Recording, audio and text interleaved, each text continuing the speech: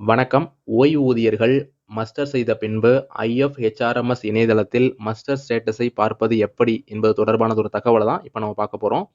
இதற்கு கூகுள் ப்ரௌசரில் சென்று IFHRMS என்று டைப் செய்தால் வரக்கூடிய ரிசல்ட்டிலிருந்து முதல் ரிசல்ட்டினை கிளிக் செய்தால் அது இந்த இணையதளத்தின் முகப்பு பக்கத்திற்கு வந்துவிடும்.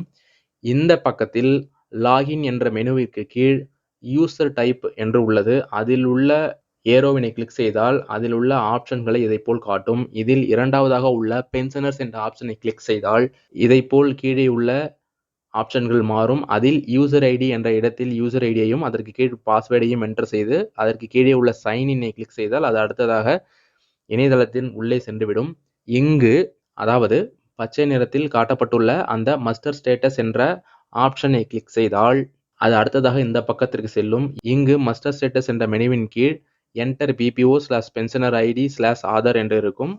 நமக்கு தெரிந்த தகவலை இங்கு பதிவு செய்து கீழே உள்ள சப்மிட் பட்டனை கிளிக் செய்தால் அதற்கு கீழ் மஸ்டர் ஸ்டேட்டஸ் தொடர்பான தகவல் வழங்கப்படும்.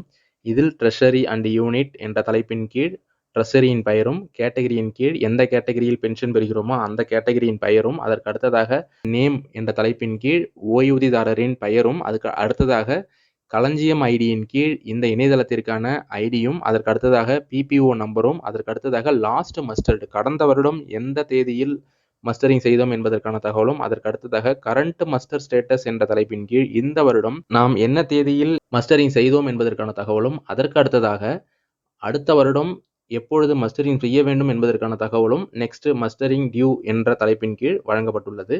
இவ்வாறு இந்த இணையதளத்தில் மஸ்டரிங்கான ஸ்டேட்டஸை நாம் பார்த்த பின்பு இதிலிருந்து வெளியேறுவதற்கு மேலே உள்ள ஐக்கனை கிளிக் செய்தால் அதில் சைன் அவுட் என்ற ஆப்ஷன் இருக்கும். அதனை கிளிக் செய்தால் இந்த இணையதளத்திலிருந்து வெளியேறி விடுவோம்.